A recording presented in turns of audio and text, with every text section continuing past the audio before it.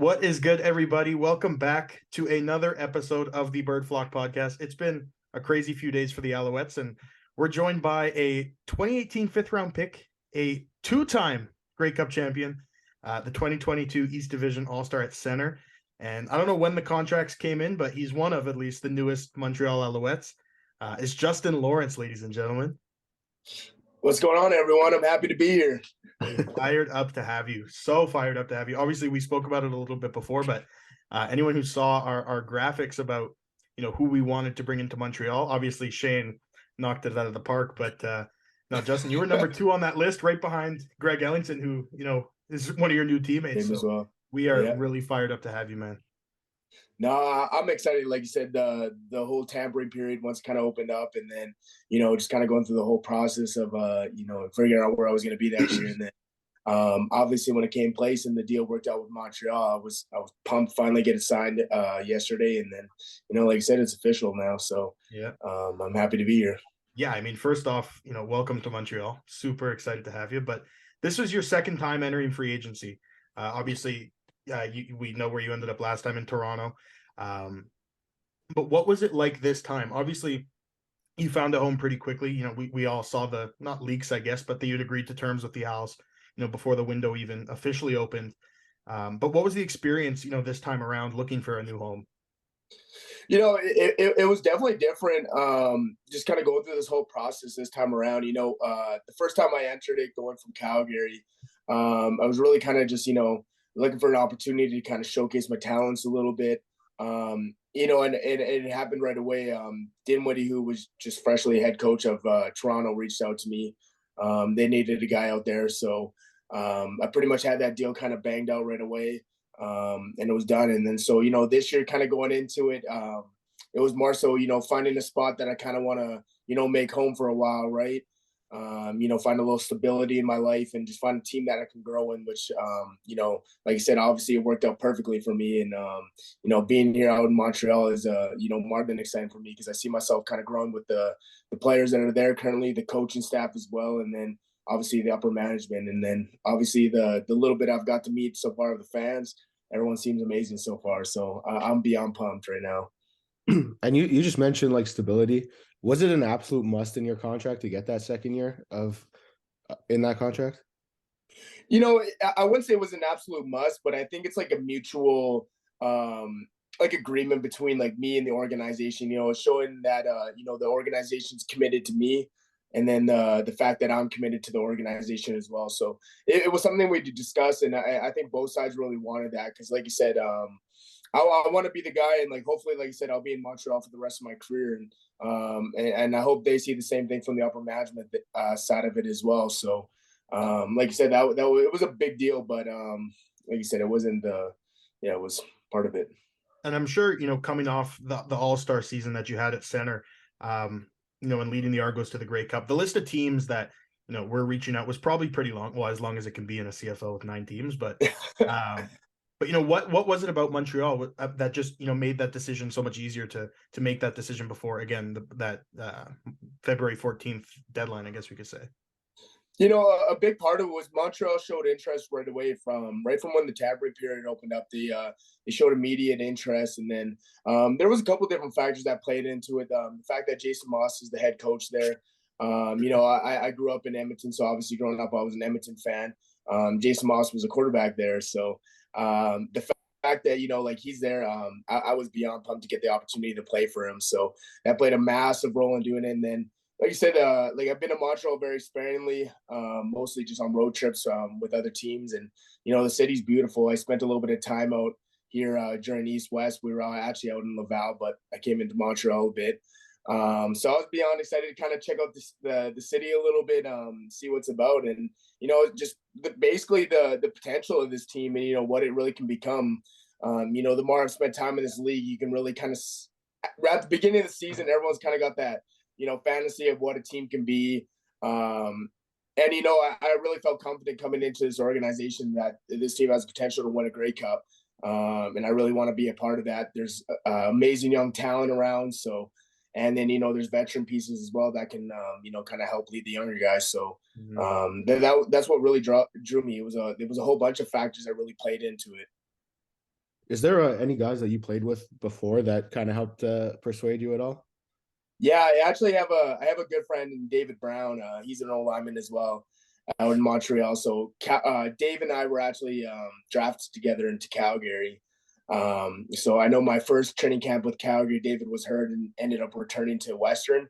But we spent the second training camp in Calgary together. So David and I are like about as close as it gets. So we still talk all the time. And kind of through the whole situation of, figuring out where I was going, like I kind of was talking to Dave about it. And, it's good for me because I have someone who I can talk to and kind of get a little bit of the inside scoop, what he enjoys and, and stuff like that. So that played a massive role in it.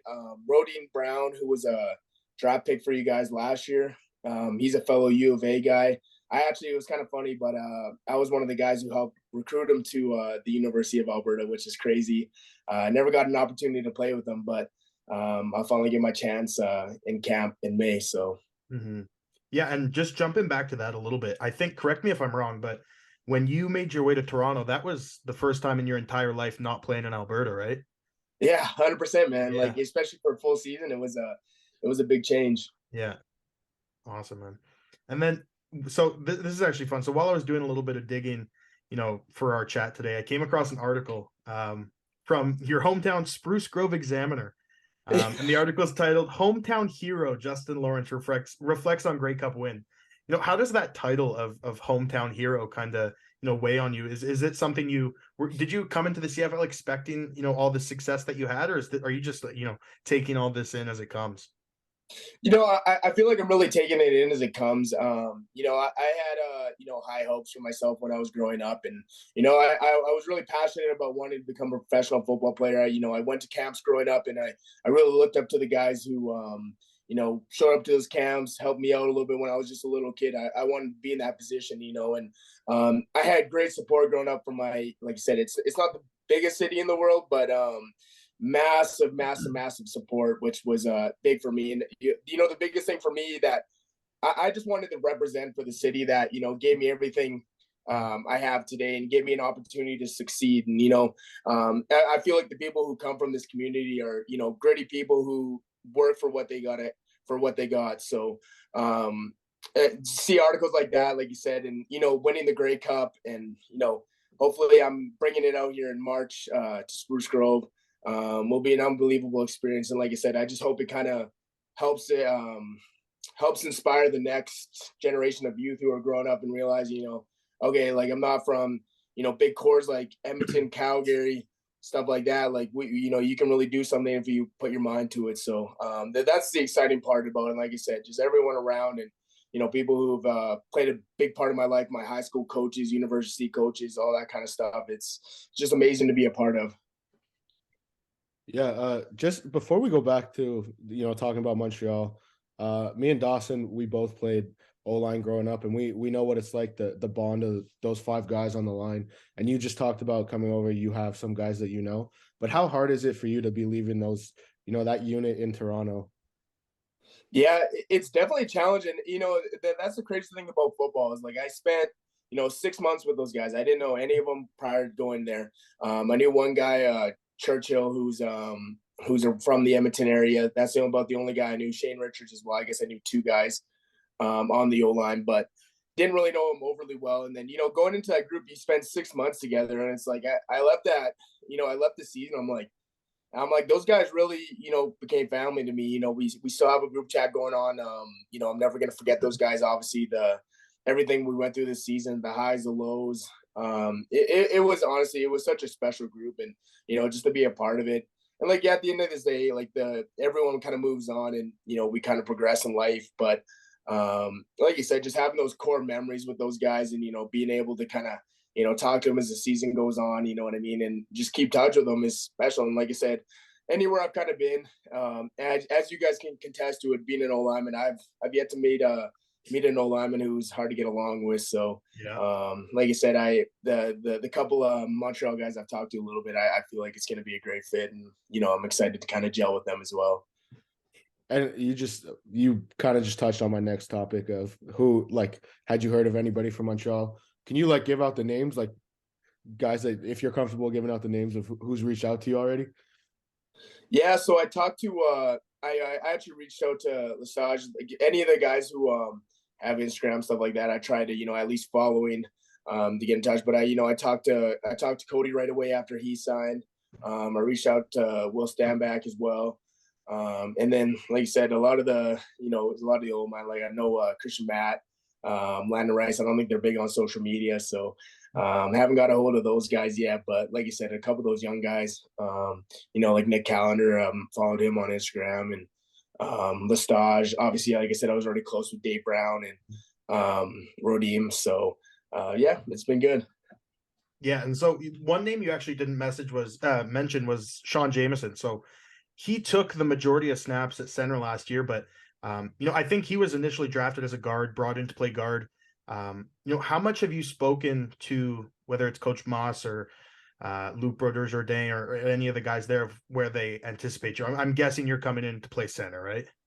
Yeah, and that's the thing is we'll have to see kind of how camp plays out and stuff like that. Obviously, there's nothing set in stone, and at the end of the day, you go to camp, everything's a competition. But I feel like I have the ability to play center or guard in this league, so we'll have to kind of see how it plays out. And like you said, there's great guys there. And at the end of the day, like you said, especially all those veteran guys there in Montreal. It's a great group. I know Gags from what I've heard. Like they said, I know David, so Dave's talked about all those guys a lot. And I've had the chance to watch film on all those guys, like you said, when we're scouting opponents and stuff like that. So, like you said, Jameson's been a Montreal staple for the longest time here. He's kind of been the guy around here. So, I know he's got the capability to play center and guard at a really high level. Gags, like you said, I know he's been a dominant force, big strong dude. So, like you said, we'll have to kind of see how the pieces fall out. But like I said, at the end of the day, from the way I've approached camp every single year since I've gone to the CFL is every single day is a competition. So I don't think there's really anything set in place anywhere on that O-line. So it'll be good competition. Would you say you're more comfortable at center? I've definitely I feel like I'm growing into the center spot.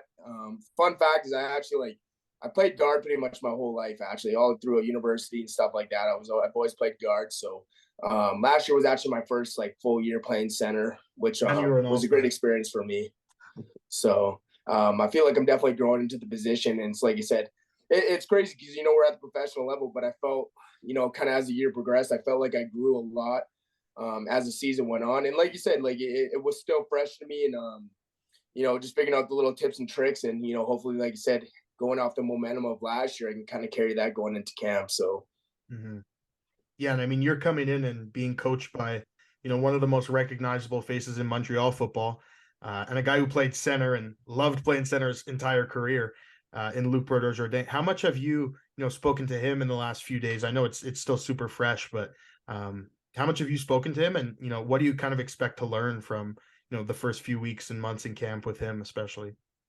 Yeah, so I haven't had the chance to talk to him in person yet. I'm looking forward to, hopefully it'll happen soon. Like you said, there's been a lot of chaos kind of going on in the last 2 days. So I wasn't expecting that. But like you said, obviously I know the guy, and I know he's a Montreal legend. So and the fact that he was a lifelong center is kind of a dream come true for me going into that situation, because it's for me is I feel like as a young player still, he'll be able to provide me with the tools to help succeed and grow as I go along in that organization. So I think that's beyond cool. And it's a little bit of a refresher, because I feel like he's kind of just freshly moving into the coaching position. So having a guy like that who can relate to us and what we're going through throughout the season, I think will be very, very important in terms of us developing as a group this season too.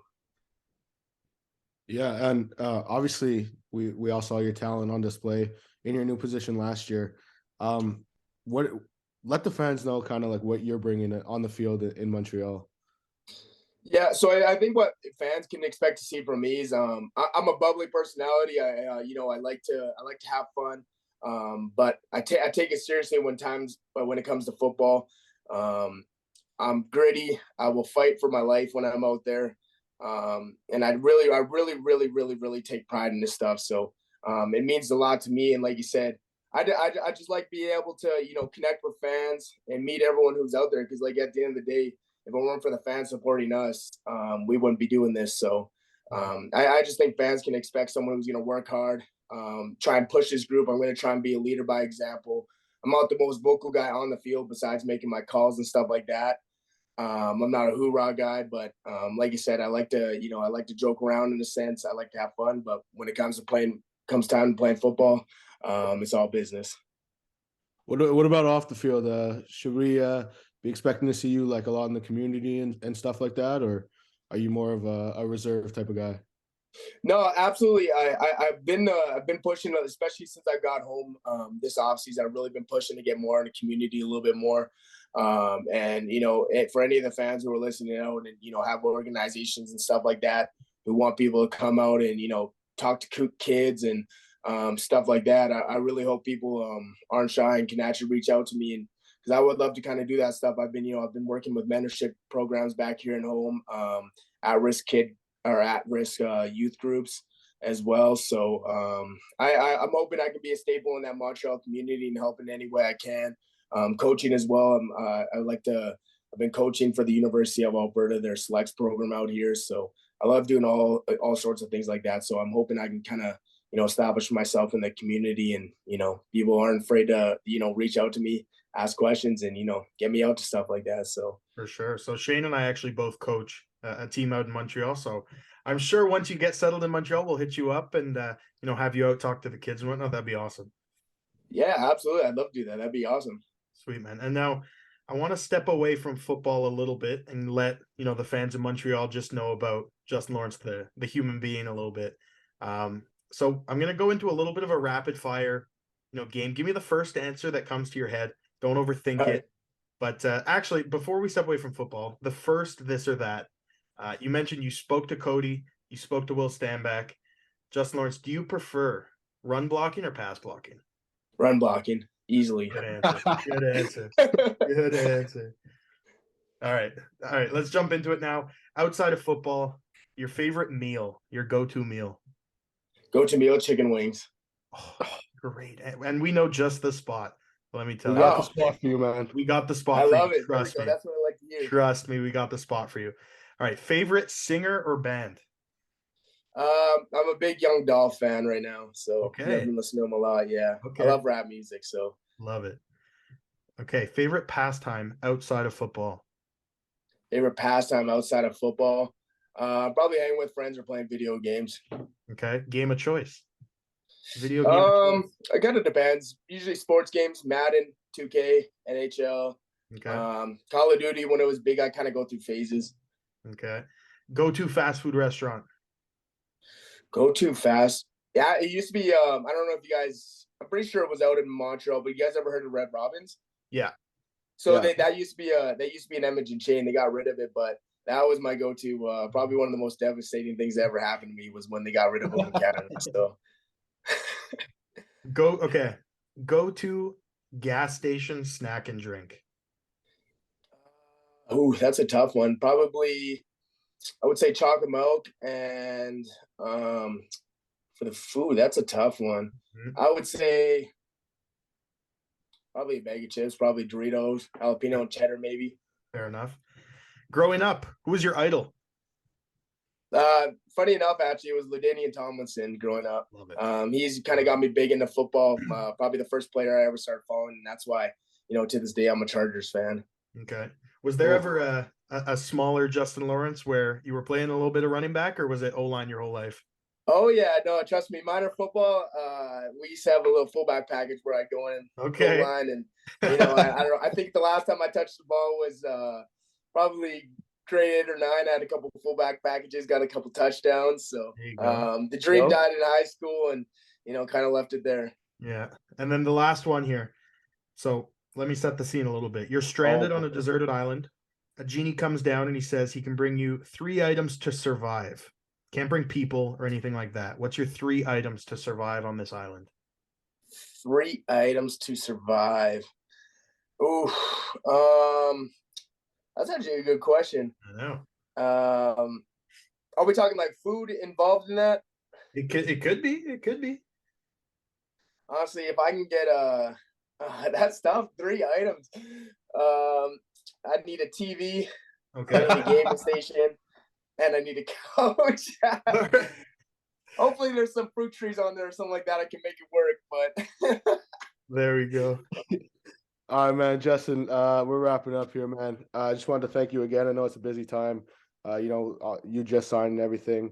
Free agency still kind of hectic. It's only day 2, so we just wanted to appreciate you. Thank you for taking the time to hop on with us today. No, I appreciate you guys having me. Honestly, this was a blast.